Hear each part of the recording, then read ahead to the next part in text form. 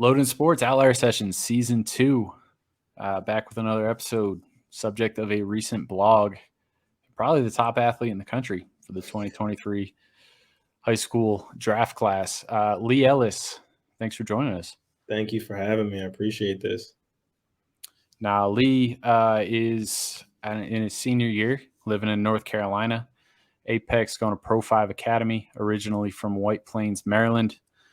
No, it's awesome to have you on. Really excited for what this spring is going to have in store for you. And then obviously moving forward, we'll get into, draft stuff, college stuff and all that. But kind of before we do anything else, let's just kind of learn a little bit more about you and put you on the spot a little bit with some quick hitters. I'm ready for it. All right, let's do it. All right, first one. Know you're from Maryland. If you look on the map, Maryland is a weird-looking state. You're actually closer to D.C. than you are to Baltimore.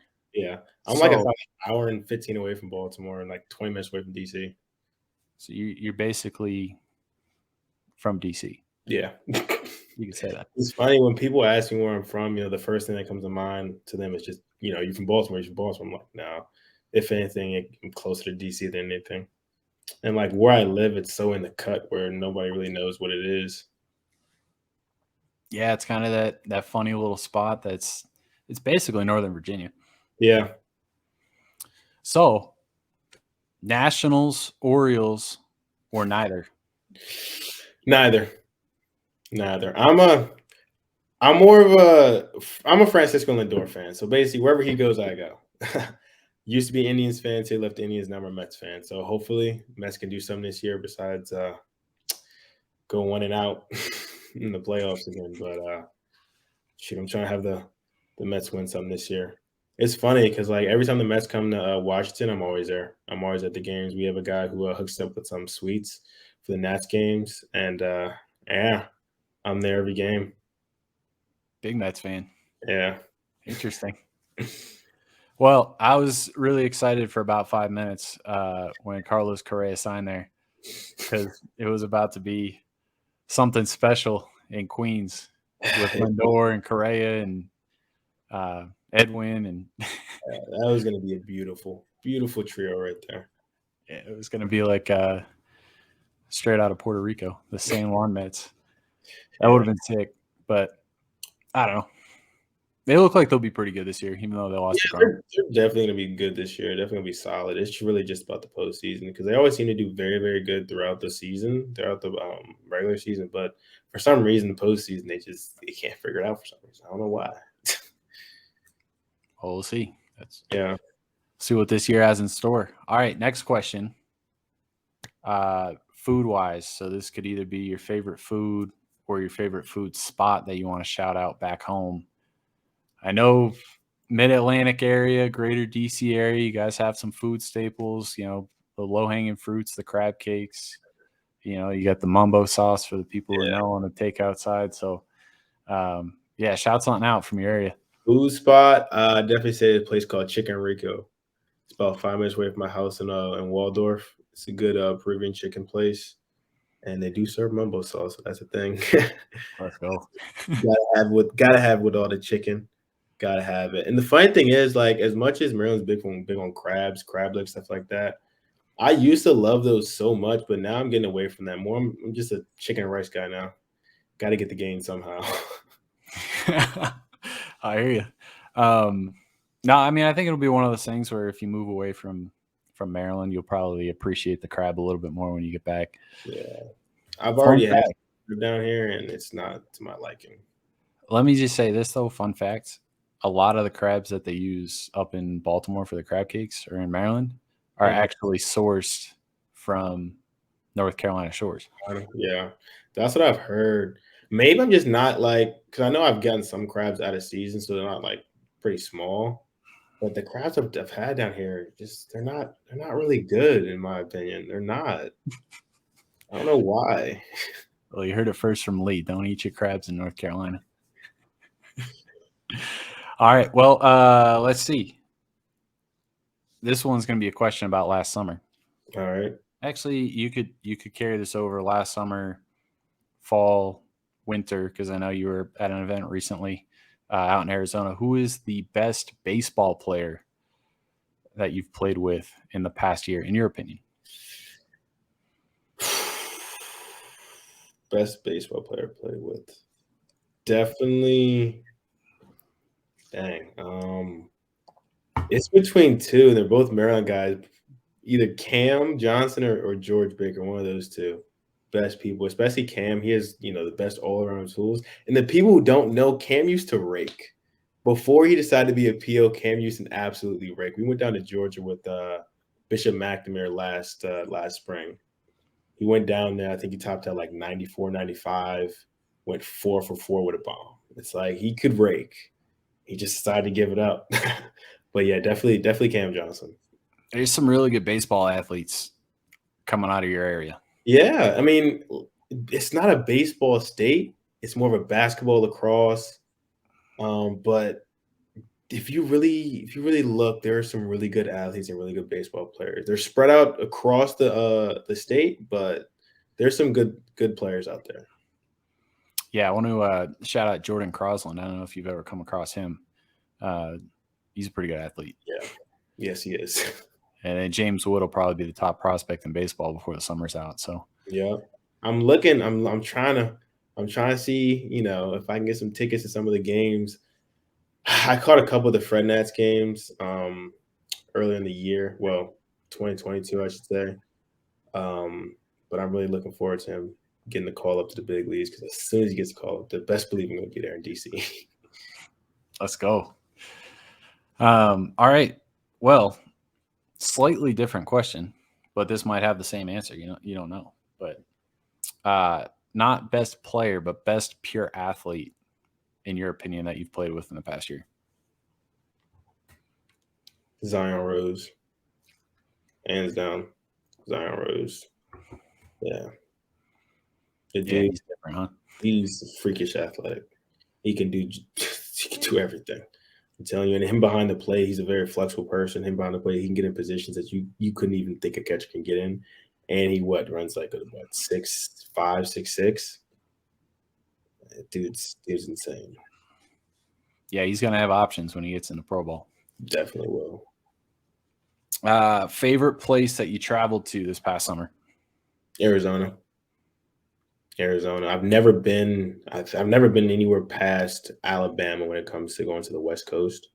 So that was a blessing to be able to go out there. I thought it was gonna be a lot warmer. I mean, the time we went, it was the same weather it is here in North Carolina, 60s sometimes. It was touching like 73, 74 midday. It was real gloomy and rainy towards the last couple of days we were there. That was a little disappointment, but other than that, yeah, definitely Arizona. What did suck is I had to turn my work in 2 hours earlier because I was on the West Coast. Yeah.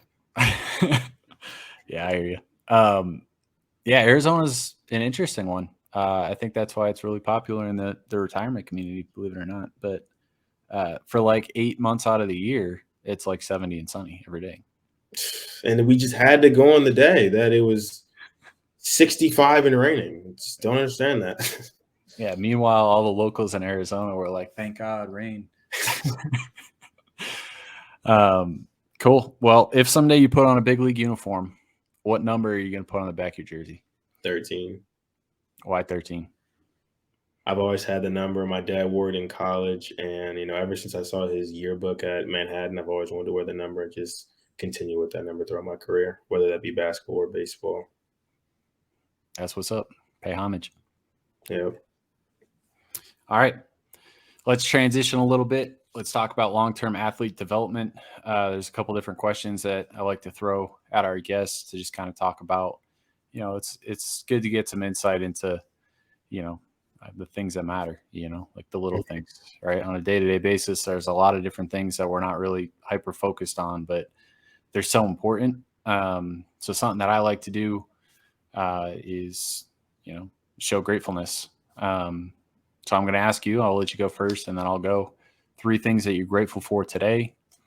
What do you got? First of all, just waking up in the morning in a beautiful house I'm in right now. I was blessed to have get a host family down here in North Carolina. and everything just fell into place. So definitely blessed that I just woke being able to wake up tomorrow and just go to the field and play baseball.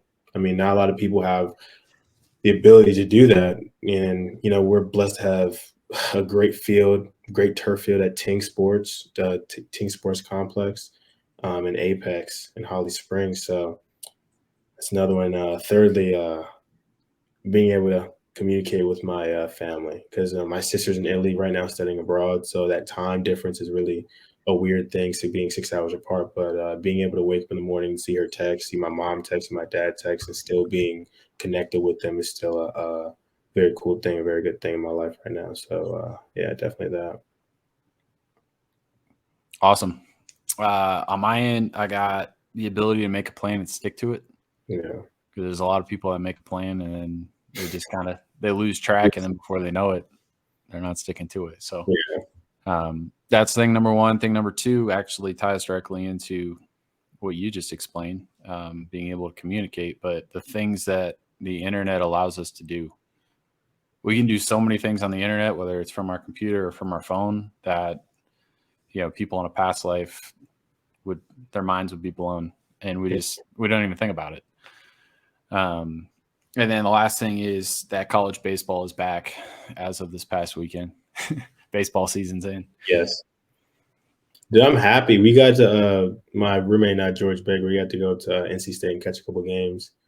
And the funny thing is, the host family we're living with, the Frittons, their son Dom got to pitch, and he shoved for 4 1/3. So for a freshman starting pitcher, it's pretty good. That's awesome. Yeah, I saw that NC State had a pretty good opening weekend. Yes, they did. Yes, they did.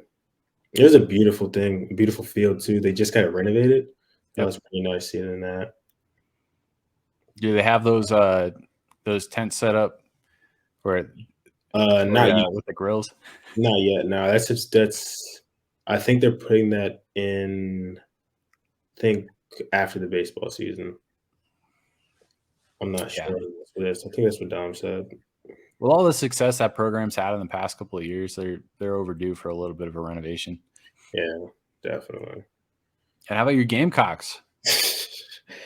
Hey, I'm glad to be leading. I mean, I saw a stat this morning. They were leading. We're leading the home run, leading the nation in home runs right now with 14, and put up dang near 60 runs in 3 games. So, saying you can't be mad at that.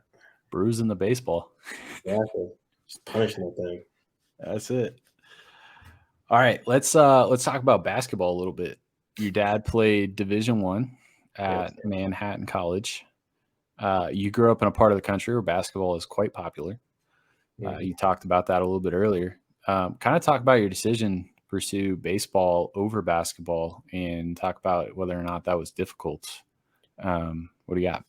It definitely was a difficult decision, because I started transitioning from like 12. If I say 12 years old was definitely the point where I said, okay, I want to start really taking baseball seriously, because I'd always played baseball and basketball from 9, starting at 9. But like I said before, then it was just more of a basketball focus. But making that transition at 12 was kind of hard, because my dad wasn't a baseball guy; he was a basketball guy. So he didn't know anything. I really didn't know anything. But we've been blessed, like I said, to have a really good structure around us, and a lot of people who knew what they were doing baseball wise. So it made it a lot easier. But I just wanted to play baseball, honestly, because it's something my dad didn't do. I was a little rebellious child. I can't hold you. I was a little rebellious, so I wanted to do something that he didn't know, try to branch out, and it worked out for me. And I've just grown to love the sport a lot more. What was your dad's style on the basketball court? What type of player was he? I couldn't even tell you. I mean, I haven't even watched any tapes on him. I don't even know. He was a shooting guard at Manhattan. That they played him at point, I believe, a little bit, but he was a shooting guard at Manhattan. He could really shoot. He found out how to really be able to shoot in college. But he was a pass first point guard who, if he needed to score, he could. I was gonna say, to rephrase the question, how does he beat you on the driveway? All he does is back me down. That's all he does. He uses his weight and size to back me down and score in the paint. That's all he does. He cannot play me, and I hope my dad sees this. He cannot play me straight up. I'm too quick for him now. He cannot. Now, if he gets the ball, it's probably game over because he won't miss a 3-4. Well, once you get that, you get on that diet of chicken and rice, and he's not gonna be able to back you down. No more. Nope. So, all right, let's talk about something we call ignition. All right, so at its very simplest, it's kind of the why behind why you play your sport, and kind of what keeps the fire lit. Because like we all know, when we're playing our sport, there are days you have tough days, you got days where you want to quit, whatever. But ignition is kind of that underlying fire that, you know, it's the reason why you don't quit. And it can be anything from a person to a moment that you witnessed growing up, or a whole bunch of moments. But for you, kind of what is that ignition for baseball? First, it's definitely the love for the game. And, you know, over the past 5, 6, 7 years I've been playing it, I have grown in the love and mental side of the game. But definitely, you know, being African American, being a black guy playing baseball, and you're not seeing that a lot, that's definitely a motivator for me to continue to play, because I just want to see more of us, more black people in the game of baseball at a higher level, because it's a really expensive sport, and people tend to get, you know, I guess you could say, paid out of it or bought out of it because it's so expensive. So I definitely want to see more black people in the game of baseball, and that really pushes me towards, you know, like you said, those tough days, those 0 for 4 days when you just can't figure something else. Me just pounding in my mind that, you know, I need to, and I want to get to the highest part of the game. And I'm a competitor. I've always been a competitor ever since I was young. I've always been always been competing with my sister, with my family, everything like that. And seeing, you know, those guys, your Max Clarks, your Nas's, your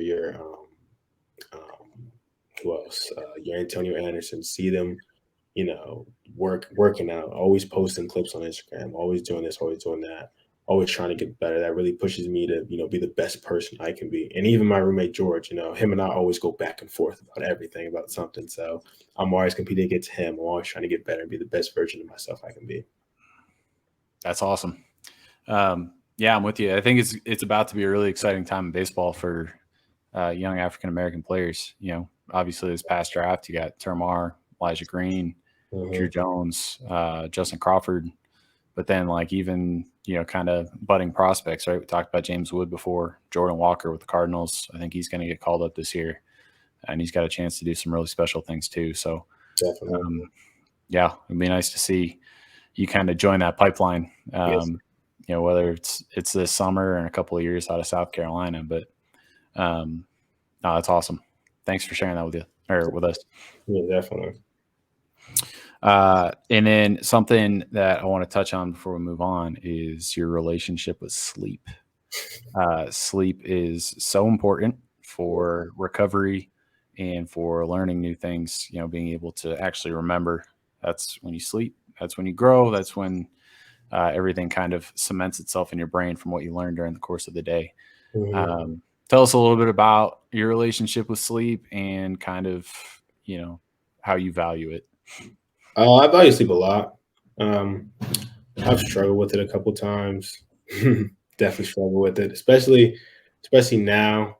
You know, I've been getting a little behind when it comes to my math, even though it's online. I don't know how I do that, but I've been trying to grind that out a little bit more. But you know, I'm still trying to get 7 to 8 hours of sleep a night, and at some point, sometimes it is pretty hard to do that because of my schedule and because of how jam packed it is at times. But it's a love-hate relationship. I'll definitely say that. Got to get that sleep. Got to make time for it. Got to. If you don't, you know, you wake up drowsy and your whole day you're just dragging along. You can't do that. And I've seen a lot of people who, you know, take that, you know, drink not protein, but energy drinks.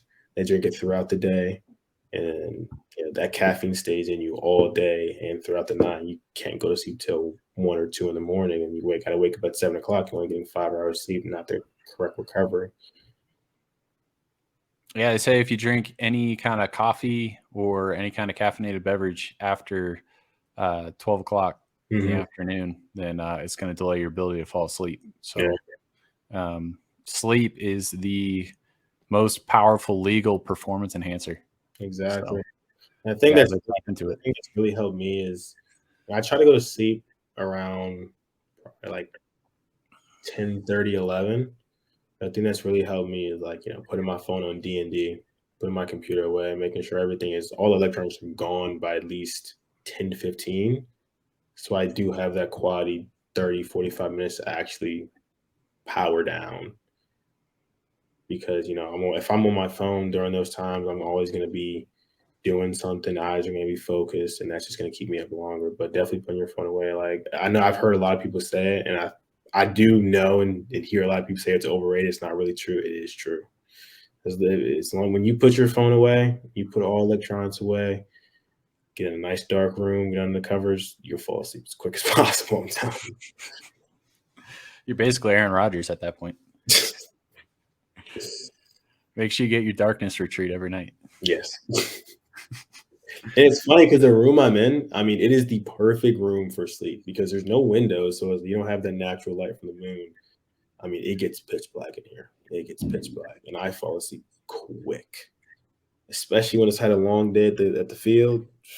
I can fall asleep in 5-10 minutes. Let's go.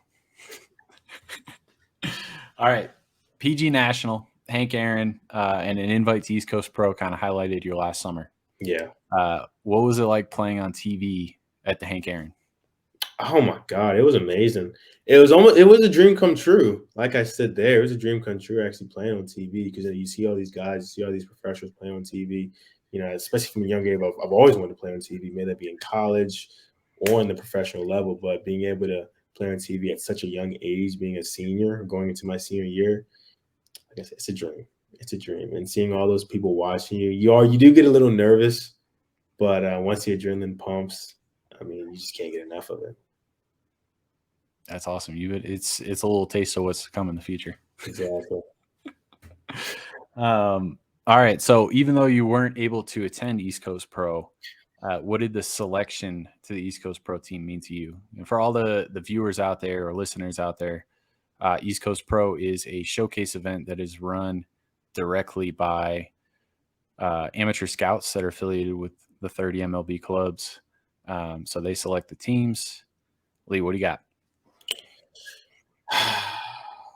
To be honest, it didn't. It meant a lot to me to know that I'm good enough, and I've finally put in the work that and it's showing. But to me, it was just it was just another day. I mean, I try to. That's what I try to do. I try to take every day, every event, every game I go to as another day because, like I said, I'm blessed with the ability to be able to do this and play this game every single day, day in and day out. So, I mean, I've kind of taken it as a I'm just trying to. I'm finally in an atmosphere to where I get to play with the best players in the nation. So that was pretty cool. But as you know, I didn't get to go. So Yeah. Well, it's one of those things. You never get too high, never get too low. yeah, Trying to stay as even keel as you can, and I can appreciate that. Nose to the grindstone. yeah. I think the beauty about me not actually going to ECP but making the team was like anything could be taken away that fast, which made me appreciate what I do have that much more. Just a little bonus gratefulness there for us. Yeah. So, all right, let's talk a little bit about you on a baseball field. All right. Yes. Now, the reason that we're here to begin with is that you're a Loden 12, which is the very top of the scale, not just for your age, but just against physically mature elite athletes. So whatever baseball field you're on, probably between now and the end of your career, whenever that is, hopefully it's a long time from now, you're going to be the most athletic guy just from like a raw athleticism standpoint, which that's awesome to think about in itself. What's it like knowing that? I mean, I always knew I was athletic. I mean, I got great genes from my parents and my grandparents. But like I said, I mean, it it doesn't really It doesn't really affect me neither negatively or positively. I just see it as now people can truly understand what I bring to the table and how I can affect the game on both defensively and offensively. Yeah, I mean, what we found is that number, as high as it goes, power, quickness, speed, and the overall load and score, that directly translates to about 60% of the tools package, right? So arm strength, speed, and obviously the ability to impact the baseball. So really important from an evaluative standpoint to kind of get an idea of what the engine looks like under the hood. And Mhm. you got a premium engine. So um, congratulations. Thank you. um, so how does your athleticism play on a baseball field?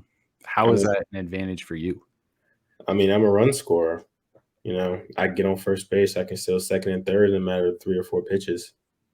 I'm able to score runs for my team. I'm able to get to balls in the holes that a lot of people cannot and will not get to. I can save runs as well as score runs, and that's the name of the game. Let's go. Confident. Yeah, gotta You be. make that play in that 6 hole. Yeah, definitely. Yeah, I know you got the arm strength for it. Oh, definitely got the arm strength and the speed to get there. Yep. It was crazy. It was a play that I made. It was the week before I actually went to Georgia for the Hank Aaron Invitational. I made a play in the hole, and it just so happened they actually caught it on camera while we were there. I made the Jeter play in the hole. I didn't think I could get there, but I got there. And looking back at the video, I was almost behind third base when I made it. Yeah, you're gonna have to send me that video. I gotta check that I'll, out. I'll definitely get it to you. I'll ask some people to get it for me. Awesome. You committed relatively recently Yeah. to University of South Carolina. We've mentioned them a couple times already. Congratulations on that. Talk about what the college process has looked like for you over the past 3 or 4 years. 'Cause it's Um, different for everyone. Yeah. So over the past 3 or 4 years, the college process has been, them. I actually was originally recruited as a pitcher. I was throwing 88 to 89 when I was, I think, like a sophomore in high school. So I was always, in the 98, 99 percentile in my class. So I mean, a lot of colleges saw me as a pitcher, but I've always said to every single college I've talked to, all pro scouts I've talked to, everybody that, I'm a shortstop. I will always be a shortstop at heart. And, South Carolina as well as Indiana and Clemson all took a huge um, opportunity with trying to recruit me.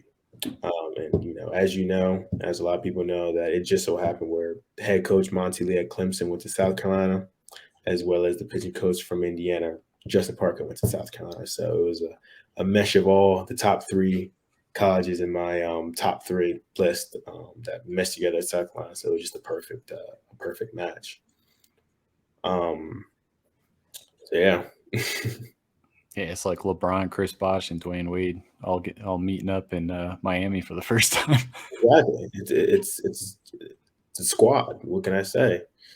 Probably one of the best coaching staffs in college baseball, and you can mark my words on that. I'm definitely going to do something this year. If not this year, the next year. Got total confidence in South Carolina. Let's go double down. Exactly. Well, that's awesome. You grew up in Maryland. You Mhm. transferred to Pro5 down in North Carolina for your senior year. How did that opportunity present itself, and then kind of what went into that decision? And obviously, it sounds like the transition's been good so far, but just kind of talk about all that. So, I mean, the option really opened up to us after the original head coach at my school, Bishop McNamara, actually left. Um, So we were trying to figure out what we were going to do for my junior year and what we were going to do for my senior year. So we actually found out about Pro5 through George Baker and this kid named Jaden Brown, who I had played for in summer ball with for the Indiana Prospects. And junior year really wouldn't have worked out because it was too short notice. But we were looking at it for senior year. So we were able to get down there, go there for prospect day, they called it. You got to really know the organization as a whole. Got to know all the coaching staffs, the academic portion, and the, I guess, maturing process.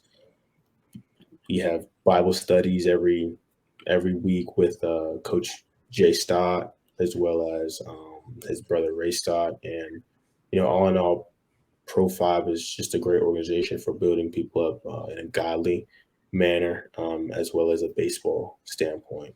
So all those things kind of mesh together, like the South Carolina thing. All those things mesh together in a decision for me to go to Pro5, and it was the best decision for me. We got to keep those stars aligning. Yep. No, that's awesome. Yeah, obviously Pro5's been around a couple of years, and it really feels like they're starting to really blossom. I know they've got a second location up in Virginia. Yes, the Pro5 Virginia team. Yep. Yep. So, obviously I have bias towards North Carolina. I think Greater Raleigh area is a great place to be. Obviously King Park.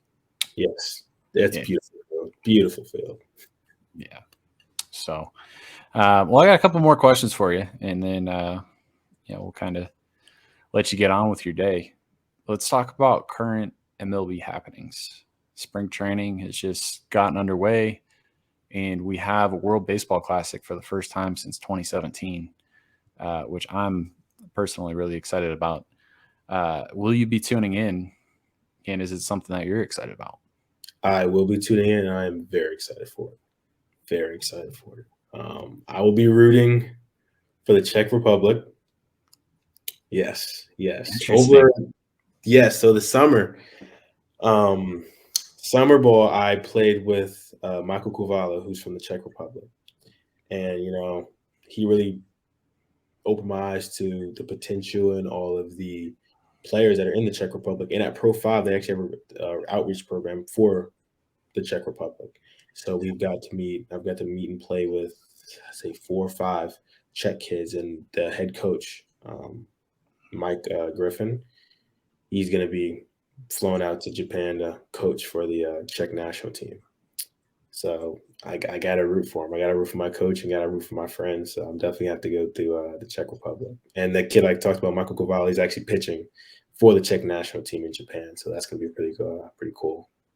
You got those direct ties, so you get a pass on not selecting Puerto Rico as the team that you're most excited about. Yeah, I'm going to pass on that because I like I said, I have ties.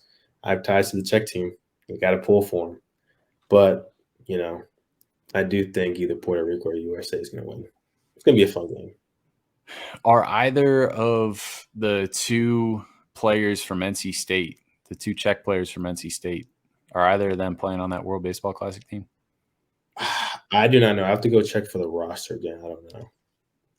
Yeah, I remember the past couple of years seeing NC State games, and they had a couple guys that were in the lineup regularly that were actually from the Czech Republic. So yeah, I'm assuming that connection probably came through Pro5 at some point.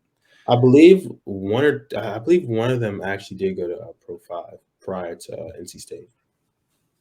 There's a lot of kids at NC State who actually went through the whole Pro5 program, which is pretty cool. Yeah, makes it nice and easy for NC State. Yeah. It's right in the backyard. A whole chamber for kids, for good players who just drive tournaments down the road. All right, so you're thinking either the United States or Puerto Rico is going to win. Yeah. What about that Dominican lineup? I mean, they have good players. I mean, all the teams in this have great players, but I just think Puerto Rico and the U.S. are just going to overpower them, especially with their pitching. I think that's the hardest thing is like this tournament. It's so hard to get arms. Exactly. And I think even though the United States isn't getting, Scherzer and DeGrom and, whoever else it could get, I think that, just general depth in the player pool probably gives them an edge. Exactly. But that Dominican lineup, 1 through 9. I mean, it's going to be hard. I won't say it won't. It's going to be hard to get through them. It's going to be hard, but no, it'll be fun to watch. I'm looking forward to watching the Latin teams play. Yeah, they're going to be great games. All the games are going to be really great games to watch. Well, this has been great. A few last questions. Mm-hmm. What are your personal goals for this coming year? This coming year, personal goals are I want to win a championship with Pro5, and whether I go to college or professional, I just want to be the best player I can be. You know, I'm getting geared up for going on campus and being a Gamecock and seeing what that's going to provide for me. And you know, from then have a good off season and go to Omaha. Let's go. It's the one time it's acceptable to say you're excited to go to Nebraska. Anything else you want the people to know about the top athlete in the 2023 MLB Draft? I'm an anime watcher. I watch a lot of anime. That's about the only other thing. I watch a lot of anime and play Minecraft. Two odd things about me. Love the personal touch. You say odd, but everybody has odd hobbies and everybody has interests. And I think that's what makes us as human beings so interesting. You know what I mean? It's like some people are like, oh, that's, you know, nerdy or whatever. It's like, no, it's not. That's what you're interested in. And that's cool as hell that you have interest in that. Mm-hmm. So, and like, it's funny. People say, "Oh, you're just being a geek, you're being a nerd." I'm just like, nah, I'm just being me.